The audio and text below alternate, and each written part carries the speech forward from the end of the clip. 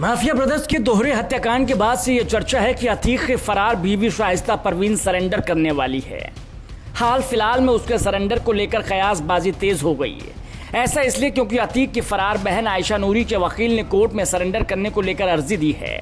इसके बाद से अटकलें लगाई जा रही हैं कि शाइस्ता भी सरेंडर की अर्जी दे सकती हैं। हालांकि उसके वकील की ओर से ऐसी कोई अर्जी अब तक नहीं आई है। बाप कानून का कारिंदा और बेटी 50,000 की इनामी, ये कहानी उसी शाइस्ता परवीन की है जिसके पीछे यूपी एसटीएफ हाथ धोकर पड़ी है। जिस वक्त पुलिस कांस्टेबल की बेटी का रिश्ता अतीक से तय हुआ, उस वक्त अतीक 3 बार से विधायक था। बेटी राजी हुई, अतीक के घर रिश्ता भेजा गया और देखते ही देखते जनता के रखवाले की एक बेटी बन गई लेडी डॉन। शाइस्ता के पिता फारूक यूपी पुलिस में कांस्टेबल थे। प्रयागराज में जन्मी शाइस्ता 4 बहनों और 2 भाइयों में सबसे बड़ी है। बचपन से ही पिता के साथ थानों में बने सरकारी पुलिस क्वार्टर में रही। लंबे वक्त तक उसका ठिकाना प्रतापगढ़ ही रहा। यही उसने अपनी पढ़ाई भी पूरी की। उसके 2 भाइयों में से एक मदरसे में प्रिंसिपल रहा।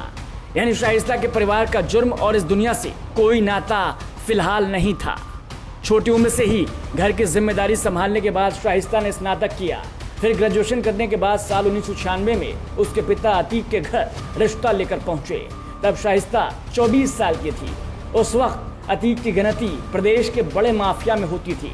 तब तक वो 1989, 91 और 93 में लगातार 3 बार निर्दलीय विधायक चुना जा चुका था। शाइस्ता के बारे में सुनकर अतीक ने भी रिश्ता मंजूर कर लिया। दोनों की शादी हुई और इसके बाद अतीक को भी समाजवादी पार्टी में भी एंट्री मिल गई। वो सपा के टिकट पर 1996 में 4थी बार विधायक चुना गया। इसके बाद सन 2002 में 5वीं और आखिरी बार विधायक चुना गया। 2004 में वो फूलपुर से सपाई सांसद बन गया। 2005 में जब बसपा विधायक राजू पाल की हत्या हुई तो पूरे देश में इसकी चर्चा होने लगी। मायावती ने मुख्यमंत्री बनते ही अतीक और उसके भाई अशरफ पर कार्रवाई शुरू कर दी। इसके बाद शाइस्ता भी अतीक के गैंग और कारोबार में सक्रिय हो गई। अतीक और दोनों बेटों के जेल जाने के बाद शाइस्ता ने गैंग और कारोबार को संभालना शुरू कर दिया। छोटा बेटा असद भी सक्रिय हो गया। दोनों मिलकर प्रयागराज से लेकर कई जिलों के बिल्डर्स और व्यापारियों को धमका कर रंगदारी मांगने लगे। जेल से प्लान अतीक बनाता था और बाहर शाइस्ता और असद उसे कामयाब बनाते थे। शाइस्ता भी राजनीति में अलग मकाम बनाना चाहती थी। यही वजह है कि 5 जनवरी 2023 को उसने बसपा की मेंबरशिप ली। इसके बाद वो बसपा के टिकट से मेयर की उम्मीदवारी की तैयारी करने लगी।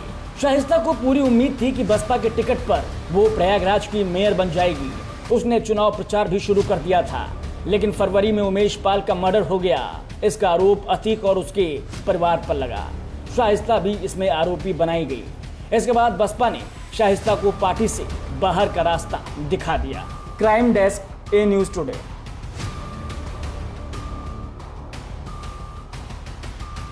अतीक और शाइस्ता के कुल 5 बच्चे हुए। सबसे बड़ा बेटा उमर, फिर अली, असद और 2 नाबालिग बेटे। इसमें असद का एनकाउंटर हो गया और वहीं उमर और अली जेल में बंद हैं। दोनों नाबालिग बेटे बाल सुधार गृह में हैं।